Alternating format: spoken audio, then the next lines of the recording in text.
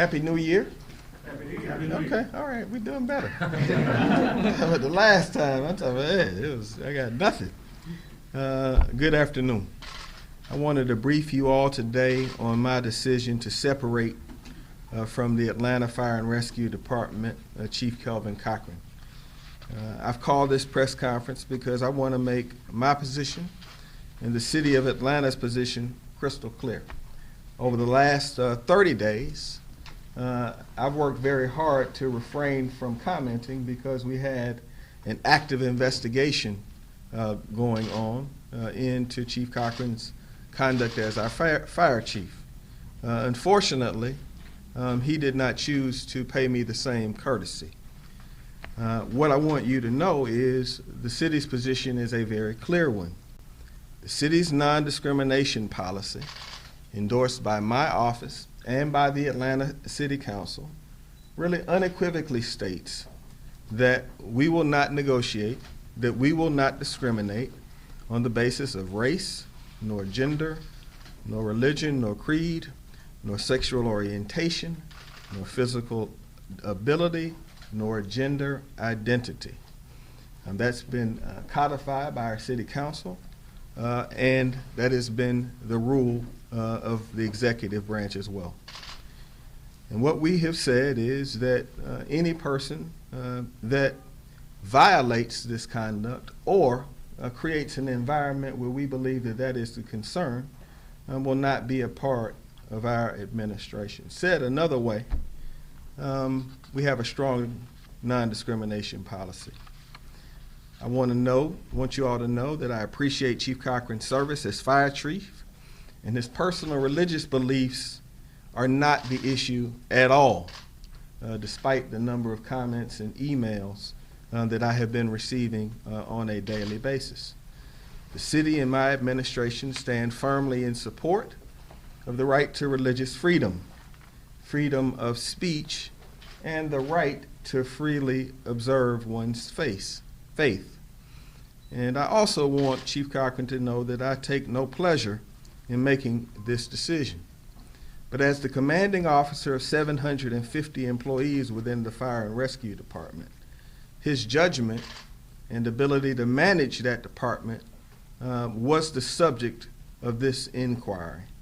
And I also want to point out to a lot of folks who've been calling my home, emailing me on a nonstop basis, that I too am a person of very deep religious faith. And I'd like to point out to some of those folks that 1 Corinthians 14:40 says, "Let all things be done decently and in order." And I want to make very clear, in my judgment, that was not done here.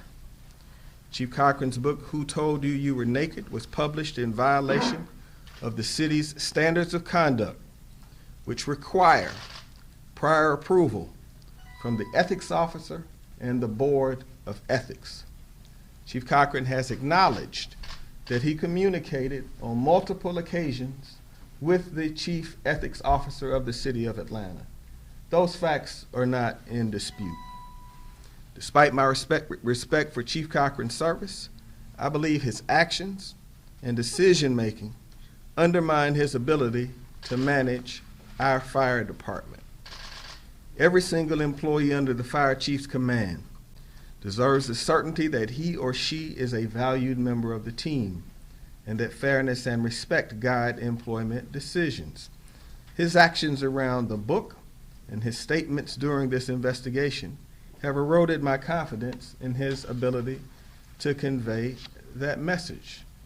And I want to make it clear that I thought that his decision to continue to speak out during the course of the investigation while we were not, was not the appropriate path and certainly contributed to the decision that I have made today. I also want to point out that if we had made the decision to retain Chief Cochran, really that the folks in the Fire and Rescue Department who may have been discriminated against in some future occasion would have had a valid case, in my mind, and I know Kathy's getting nervous, but after the fire chief so clearly stated his position on a number of issues, I thought that it created a potential liability for the city that was unacceptable to me as mayor of the city of Atlanta. But now I want to speak from my heart for a minute, because this has really been troubling to me. This is about judgment. I hope everybody at home and everybody who reads about this is crystal clear. I don't think that anyone who works in a business could make a decision to write a book that required them to contact the ethics officer in that business, have multiple conversations with the ethics officer, and never talk to the leader of that organization, which is me. Not one time during the course of preparing this book did Chief Cochran ever think that it was appropriate to have a conversation with me, despite the fact that I have made my opinion and this administration's opinion clear on this topic. So if anybody wants to know the most important factor that led me to my decision, that is it. And everybody at home knows that if you work in an organization, you check in with the person that signs your check. And that's me. And that didn't happen here. And after that didn't happen, there was no contrition about it. No, I made a mistake. No, I messed up. No, I should have gotten the necessary approvals from the ethics officer in writing. And that did not happen. So let's stop trying to make this about religious freedom when it's about making sure that we have an environment in government where everyone, no matter who they love, can come to work from 8:30 or 8 to 5:30 and do their job and then go home without fear of being discriminated against. That is what this is about. And so the chief has been talking for 30 days in multiple forums, and so I'm here today to talk too. And to the extent that he continues to talk, so am I. Because my faith in God does not take a backseat to anyone else's faith. And I deeply resent the emails and phone calls to my home, to my wife during the holidays while I was spending time with my daughter, literally calling me an antichrist. Antichrist. And I don't mean one time or two times. So this is what Chief Cochran brought to my door, because he made the judgment that he should write a book that contains material that is clearly inflammatory and never ask me how I felt about it. In his book, he says that the world would be a better place, and I'm paraphrasing, if Eve had gotten permission before she talked to the state. This isn't just about the LGBT community. This is about how we treat one another. And so those folks who were calling me and telling me that I should retain him, I just want you to know one thing. His religious decisions are not the basis of the problem. His judgment is the basis of the problem. With that, today I would like to announce that Chief Joel Baker will serve as the interim chief and will be allowed to compete to be the permanent chief of the Atlanta Fire and Rescue Department. Going forward, the Fire Rescue Department command staff and all members of my cabinet will participate in sensitivity training offered by the well-respected firm Basic Diversity. Al Vivian is here. This same training will be rolled out to all managers this year. And with that, I'll take any questions you have. Tell us about the terms of his separation, Chief Cochran's separation. You know what? Hold on. The one thing y'all know about me, I'm going to answer your question. It's okay. I'm not rushing. Okay. Morris, the bottom line is that he was terminated. And that happened within the last hour. So it is all too new to know what the details are. The bottom line is he met with our Human Resources Commissioner, Yvonne Yancey, There was some conversation had between both of them. We certainly would have given him the ability to resign because we do appreciate the service he provided to the city. I understand that the conversation was very respectful, but at the end of the day, he was given the opportunity to either resign or terminate it. He chose not to resign, and we terminated him at my request. Yes. Mayor Reed, obviously on the level here, this has become personal. How did you and your family move forward beyond these disparaging remarks that you say have been brought to your doorstep? You know, I was really stunned. I was stunned about it. I was stunned because just the level of vitriol that was directed at me and my family because we made the decision to review this matter. We did exactly what any serious organization would do when confronted with this book. And candidly, folks on my team know I like and respect Chief Cochran, and I think and thought that he had a value to our team. And when folks in my administration have had challenges, I've stood behind them. But I will tell you, I did not appreciate during the course of the 30-day investigation multiple statements being made while we were doing our best to respect his privacy and to provide him a fair hearing. But every day when I've gotten to work during the course of this, I can't tell you how many emails that I have received every day, and that's just fine. It comes with the job. It does cross the line a bit when that comes into my home. And so I did not appreciate that, but you know, I want to be clear. The problem here is, you know, everybody who's serious knows that if you were going to do something like this, you would speak to the leading decision maker in your organization. I suspect that's the case in all of the organizations that are represented here before you wrote a book that contained the contents of this book. Anybody else? I have another question. Nobody else has one. Homeowners in Atlanta, speak to them for a moment. They've just lost one of the most highly recognized fire chiefs in the nation. Speak to them.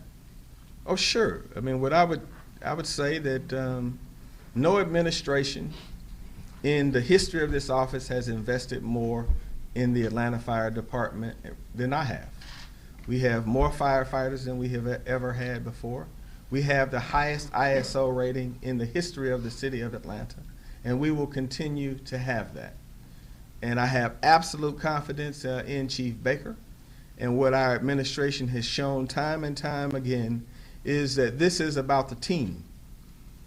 And we have a competent staff, certainly in the Atlanta Fire and Rescue Department, and the fire department will run as well or better than it ever has.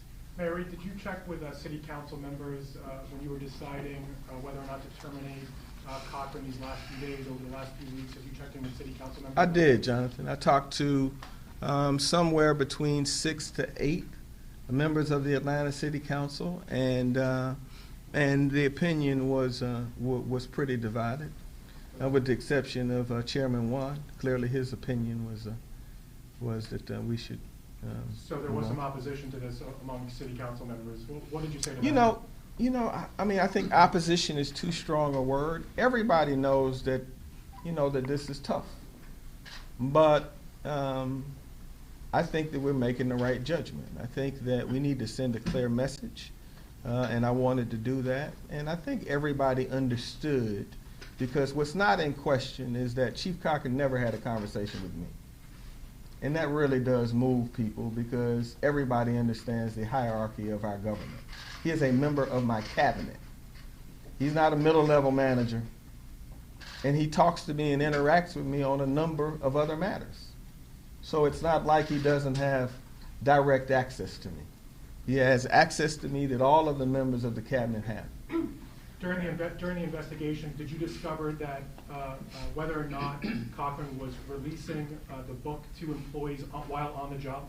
We're not going to discuss the investigation because Kathy has to tie up some loose ends. But once she does, then we can have the appropriate conversations about making the information available to you. How long do you think, Mayor, it will take you to make a decision about interim permanent chief? I don't know. I feel terrific about Joel. He ran the fire department when I was first got elected mayor. Did a very good job. He was one of the 3 finalists before. So that's not an area where I have any unreadiness. Chief Baker certainly has my confidence. Mayor, what level of healing? I got it that this requires some personal healing between you and Chief Cochran, but within the department itself, what level of healing do you think is required at this point, and what will you do to that end? Well, one, I think that we have the right chief in place. We have a person who's worked his way up through the department, who knows the women and men of our department, and whatever is required of me, I will do, because I certainly do understand that healing is required. And I want everyone who works in the Atlanta Fire and Rescue Department to feel that they are welcome and that they have an opportunity to go wherever their talents take them. And I think that's the message that we're trying to send. Mayor Reed, this comes in the backdrop of an ongoing statewide debate over religious liberty.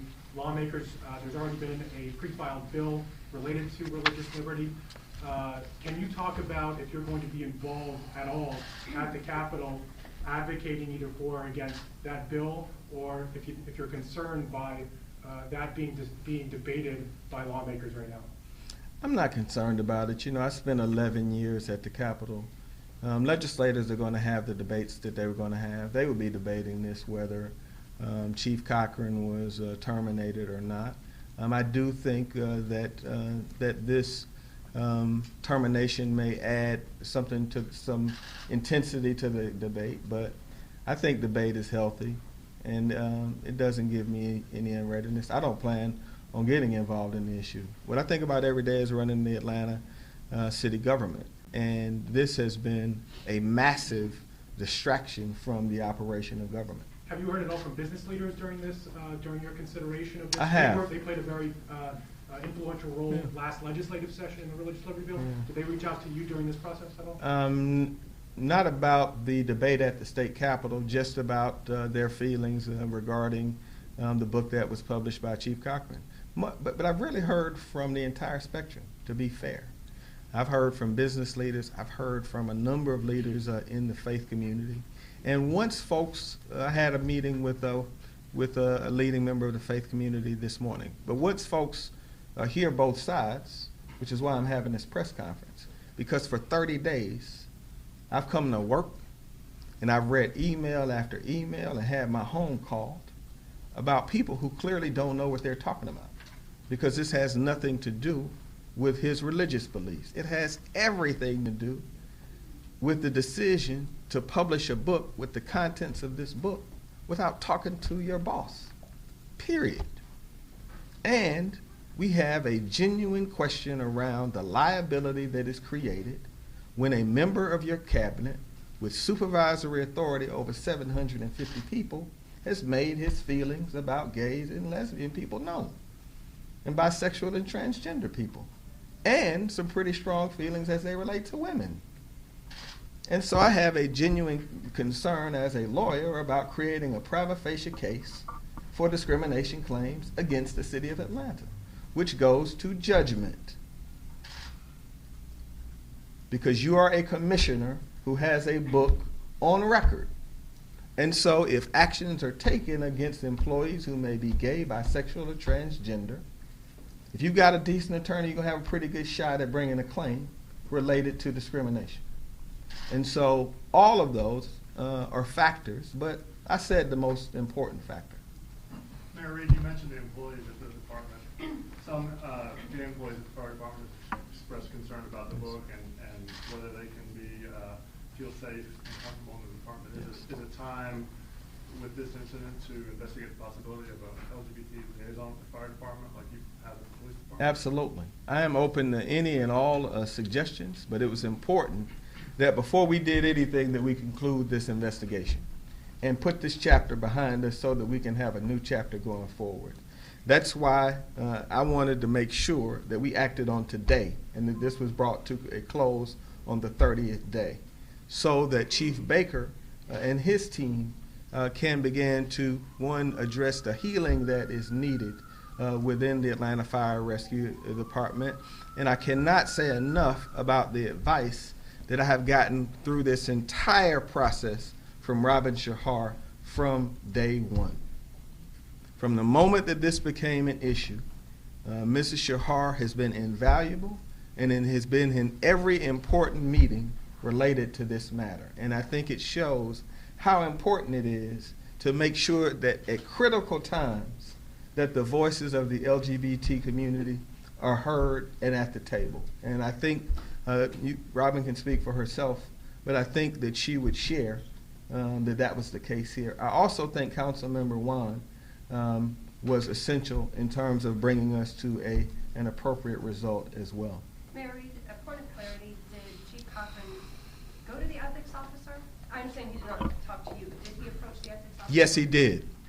So Chief Cochran definitely contacted the ethics officer, and they definitely have multiple conversations.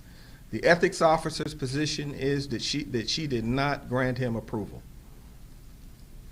And to piggyback on his question, speaking to some in the fire department, there is still, to use the term don't ask, don't tell culture. What concrete steps are you taking to address that? What I'm going to do is listen to people that can make change.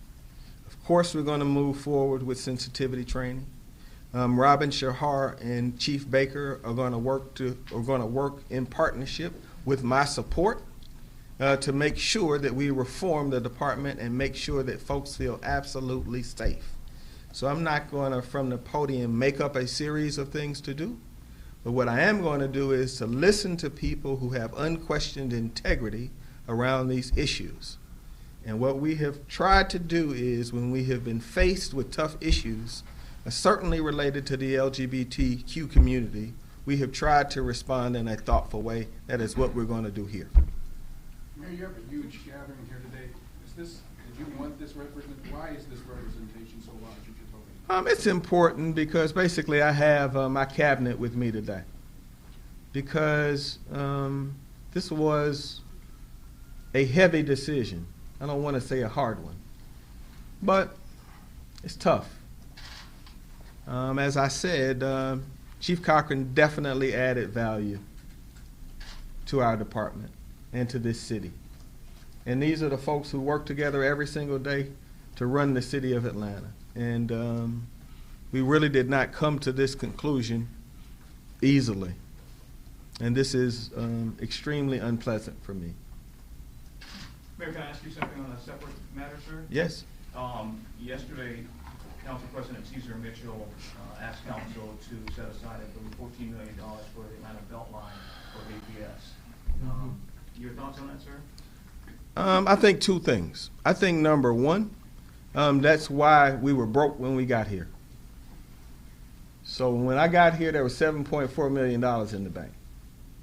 Today, when we just had an unqualified audit from KPMG, we will finish the fiscal year at $142 million in reserves. And I don't understand how, in the middle of negotiations, where we've been actively negotiating for months, you come forward with a $13.8 million proposal when there's several millions of dollars in dispute. He didn't say we should resolve the $26 million. I just don't know where it comes from. The council president is the #2 fiduciary in the city of Atlanta. And for the second time, he has taken public positions against the city of Atlanta. I don't understand that. We have been working for months to bring this matter to close. So they come forward with a resolution that says, hey, let's just write $13.8 million out of reserves, right? When we were negotiating the acquisition of Morris Brown, he said, let's pay Morris Brown more, while he was on the board of Morris Brown. So on both instances, the #2 fiduciary for the city of Atlanta made a decision against the city's financial interest alone. So that's why we were broke. And I think those kinds of decisions are the kinds of decisions that took us to the brink of insolvency. So if you look at where we were when I walked into this office, there was $7.4 million in the bank for a $1.9 billion organization. Today there's $142 million in reserves. We're just getting back to financial health. And for whatever reasons, the council president keeps out of the blue, and we all know it's politics, putting forth proposals that go directly to the bottom line and harm the city of Atlanta. What interest of it was the city of Atlanta to pay Morris Brown College more money? What interest is it in the city of Atlanta to agree to write a check to the APS school board when there is an open question about whether they have counted $26 million that we gave them? So that's what I think. I think that they are incredible violations of his fiduciary duty. And I'll say one other thing on this, because I know you all are going to ask follow-up questions about the kids. I care about kids as much as anybody in the city of Atlanta. Where was the council president when the APS's accreditation was on the line? Go pull your file tape then. I know where I was. See, I was in that library over there negotiating a solution with people who were getting ready to take the accreditation. I was across the street at the Capitol moving a bill to remove people who were creating the dysfunction, right?